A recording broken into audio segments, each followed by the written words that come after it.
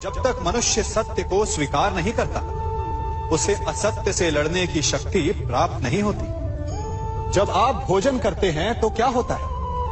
आपका पेट स्वीकारता है कि वो भर चुका है और आप भोजन करना बंद कर देते हैं। जब आपको निद्रा आती है तो क्या होता है? आपका मन स्वीकारता है कि आपका शरीर थक चुका है और उसे विश्राम की आवश्यकता है। उसी प्रकार जब आपको किसी व्यसन को रोकना हो तो आपको स्वीकारना पड़ता है कि बहुत हो चुका, चाहे वो लालच हो या मदिरा पान।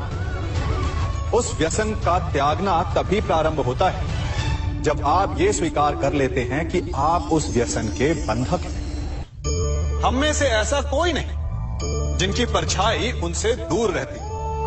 हमारी परछाई सदैव हमारे साथ रहती है। कदाचित हमारी परछाई हमारे कर्मों के फलों का संकेत है। कदाचित इसी कारण कई बार हमें अपनी परछाई से भय भी लगता है, परंतु इस भय से निवारण पाने का एक साधन अवश्य है। वो है सूर्य की ओर मुख करना या किसी प्रकाश के स्रोत की ओर मुख करना, क्योंकि तब हमें हमारी परछाई दिखाई नहीं देती। यदि इसे जीवन के संदर्भ में देखें तो ये प्रकाश का स्रोत शुभ कर्मों की चेतना है। यदि आपके मन में शुभ कर्म करने की इच्छा है तो आपको कभी भी अपने कर्मों के फल का भय नहीं होगा, क्योंकि यदि आपका मन शुद्ध होगा तो आपके कर्म शुद्ध होंगे और शुद्ध कर्मों का फल कभी अशुद्ध नहीं हो सकता। आज मैं आप सबको एक कथा सुनाता हूं। एक दिन प्रातः एक व्यापारी अपने घर से निकला। घर से निकलते ही एक बिल्ली ने उस व्यापारी का मार्ग काट दी। व्यापारी घबरा गया। वो फिर से घर लौट गया और शुभ घड़ी की प्रतीक्षा करने लगा। और जब वो पुनः अपने घर से निकला तब वो वाहन जा चुका था जिससे राजा तक पहुंचकर उसे भेंट देनी थी। राजा को भेंट नहीं मिली। राजा क्रोधित हो गए। राजा ने उस व्यापारी का व्यापार बंद करवा दिया। इस कारण व्यापारी क्रोधित होकर घर पर अपनी पत्नी से लड़ बैठा। पत्नी अपने बच्चों समेत मैके वापस चली गई और उस व्यापारी के जीवन में यदि कुछ रह गया था तो केवल अंधकार। और इन सब का कारण वो उस बिल्ली को मानता रहा जिसने उसका मार्ग काटा था। ऐसा ही एक दूसरा व्यापारी राजा को भेंट देने निकला और उस व्यापारी का मार्ग भी एक बिल्ली ने काट दिया। वो व्यापारी तनिक घबराया, परंतु उसने आगे बढ़ना अधिक उचित समझा। राजा तक वो समय पर पहुंचा। उसने राजा को भेंट दी। राजा प्रसन्न हुए और राजा ने व्यापारी को अपना व्यापार बढ़ाने की अनुमति दी, स्वर्ण आभूषण दी। जब व्यापारी घर पर पहुंचा तो पत्नी को आभूषण और अपने बच्चों को देने के लिए वस्त्र थे उसके पास। हर ओर प्रसन्नता थी। समझ रहे हैं ना? दोनों के साथ एक ही प्रकार की घटना हुई, परंतु दोनों की प्रतिक्रिया भिन्न थी। ऐसा ही हमारा जीवन भी है। हमारे जीवन में प्रारब्ध का अपना स्थान है, परंतु उससे कई अधिक महत्वपूर्ण हमारी प्रतिक्रिया, हमारे सोच का प्रभाव है, क्योंकि यही हमारे जीवन को आकार देते हैं। इसलिए अपनी सोच को सकारात्मक रखिए। आपका जीवन सदैव आनंदमय रहेगा। आप इन दो पात्रों को देख रहे हैं। मेरे इस पात्र में जल है और ये पात्र मिष्ठान से भरा हुआ है। दोनों ही पात्र भरे हैं, परंतु देखिए, मिश्री को जल में मिला दिया। जल ने मिश्री को अपना लिया। मिश्री ने अपना अस्तित्व खो दिया, परंतु जल को अभिमान है कि उसका अस्तित्व अभी भी बना हुआ है। परंतु जो इस जल को चखेगा उसे अवश्य पता चल जाएगा कि ये जल अब वो जल नहीं रहा, ये अब शरबत बन गया। हमारा त्याग, हमारे बलिदान भी ऐसे ही होते हैं। जो इस बात को अनुभव करते हैं वो समझ सकते हैं कि कैसे हमने समय की धारा को बदल दिया। जो बलिदान देते हैं उनका अस्तित्व कभी नष्ट नहीं होता, अपितु उनका बलिदान संसार में कुछ ना कुछ परिवर्तन अवश्य लाता है। हम सभी कभी ना कभी, कहीं ना कहीं अपने जीवन में यात्रा अवश्य करते हैं। हमारी यात्रा में कभी पक्के रास्ते आते हैं तो कभी कच्चे रास्ते। पक्के रास्ते मनुष्य बनाता है और कच्चे रास्ते जानते हैं कैसे बनते हैं? चलते चलते बन जाते हैं। जब लोग एक स्थान से जाते हैं तो पैरों के दबाव से नीचे की घास कुचल जाती है। बार बार उस मार्ग से जाने से धीरे धीरे मार्ग स्वतः ही बन जाता है। और यही जीवन है, यही नियति है। जब आपके जीवन में आपको मार्ग ना मिले तो रुकिए नहीं, आगे बढ़ते रहिए और आपके पैरों के दबाव से मार्ग स्वतः ही बन जाएगा। हम सभी अपने जीवन में सफलता चाहते हैं, है ना? उसके लिए हम रात दिन परिश्रम करते हैं, कड़ी मेहनत करते हैं, परंतु फिर भी असफल हो जाते हैं। परंतु ऐसा क्यों होता है? कभी सोचा आप सबने? क्योंकि सफलता पाने का मंत्र बड़ा कठिन नहीं, बड़ा सरल है। उचित विचार, उचित समय, उचित स्थान पर उचित प्रहार।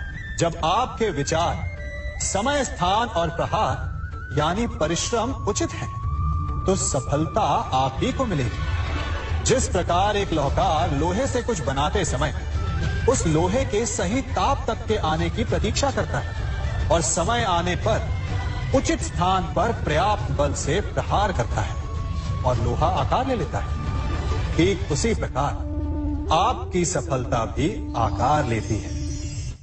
हम सभी को अपने जीवन में कभी ना कभी निराशा मिलती है, असफलता मिलती है और अधिकतर लोग इसके पश्चात भाग्य का रोना लेकर बैठ जाते हैं। कुछ कहते हैं कि जिस स्थान पर मैं हूं उससे कई ऊंचे स्थान पर होने के योग्य था, परंतु नहीं जा पाया। किसी को पीड़ा है कि उसे जो मिलना चाहिए था वो उसे नहीं मिला, भाग्य ही बुरा था। भाग्य क्या होता है? भाग्य वन में खिला पुष्प देवताओं को चढ़ाया जाएगा, या किसी सुंदरी की वेणी में वो सजेगा, या फिर उसे कुचल कर उत्पाद बना दिया जाएगा। ये सब एक पुष्प के नियंत्रण में नहीं होता, परंतु जब तक उस पुष्प का अस्तित्व है सुगंध बिखेरना उसके वश में अवश्य है। परंतु भाग्य हमारे वश में नहीं, और जो हमारे वश में नहीं उसके लिए दुखी होने से क्या होगा? कर्म पर वश है, वो कीजिए और धीरे धीरे भाग्य आपके वश में आ जाएगा, क्योंकि कर्म ही प्रधान है। मनुष्य की सबसे बड़ी दुर्बलता क्या होती है? सोचिए। धन, प्रेम, अहंकार। मनुष्य की सबसे बड़ी दुर्बलता होती है उसके रहस्य। चाहे आप कितने भी शक्तिशाली क्यों ना हो, कितने भी प्रबल क्यों ना हो, परंतु उसके रहस्य उसके नाश की चाबी होती है। इसलिए यदि प्रबल रहना है, शक्तिशाली रहना है, समर्थ रहना है, तो अपने रहस्य को किसी को भी ना बताएं, ना मित्र को और ना ही शत्रु को, क्योंकि समय पड़ने पर कब कौन शत्रु हो जाए ऐसा कहना संभव नहीं। विभीषण को रावण के अमृत कुंड का ज्ञात था, इसीलिए प्रभु श्री राम रावण का वध करने में सफल हो सके। इसलिए उचित यही है कि आप अपने रहस्य को स्वयं तक ही सीमित रखें। मनुष्य का मन बड़ा विचित्र होता है, कल्पना में ही विकास करता है, संपन्न भविष्य का स्वप्न देखता है और कल्पना में ही जो नहीं हुआ उससे भय खाता है। और यही भय मनुष्य का सबसे बड़ा शत्रु है। हमारे भविष्य के मार्ग में, हमारे आनंद के मार्ग में सबसे बड़ी बाधा है। अब आप लोग मुझसे पूछेंगे कि इसका तोड़ क्या है, भय से मुक्ति कैसे पाई जाए? तो ये प्रश्न आप स्वयं से पूछिए। तनिक सोचिए, जब आप एक सुंदर भविष्य की कामना करते हैं तो उसे पाने के लिए आप परिश्रम करते हैं ना? ठीक उसी प्रकार भय से मुक्ति पाने के लिए आप उससे लड़ जाएं और उसका निवारण आपको स्वतः ही मिल जाएगा। इसलिए जब भी भय आपको सताए तो उससे भागे नहीं, उससे घबराए नहीं, क्योंकि भय का काम ही होता है आपको भयभीत करना। इसलिए जब भी भय आप पर आक्रमण करे तो आप भी उस पर पहले ही आक्रमण कर दें। हम सब मित्रों के साथ रहना चाहते हैं, शत्रुओं से दूर रहना चाहते हैं। क्यों? क्योंकि हमें जीवन में आनंद पाना है, जीवन में आगे बढ़ना है, स्वयं को संपन्न देखना है। और यदि किसी से भी आप पूछेंगे कि जीवन में सफलता पाने के लिए सबसे अधिक आवश्यकता किसकी होती है, तो हर एक आपको लगभग एक ही उत्तर देगा। सफलता प्राप्त करने के लिए आपको सच्चे मित्रों की आवश्यकता होती है, परंतु यदि आपको और अधिक सफल होना है तो आपको केवल मित्रों की नहीं, शत्रु की अधिक आवश्यकता है। अब आप कहेंगे, ये मैंने कैसी बात कर दी? तनिक स्वयं सोचिए। जब भी संकट आता है तो मित्र क्या करते हैं? आपकी सहायता करने के लिए आपके साथ खड़े हो जाते हैं, और संकट के समय में शत्रु और बड़ा संकट बनकर हमारे समक्ष खड़े हो जाते हैं। मित्र हमें सहायता देते हैं, अपनी शक्ति देते हैं, परंतु शत्रु आपके भीतर छिपी शक्ति को बाहर लाता है, आपको और अधिक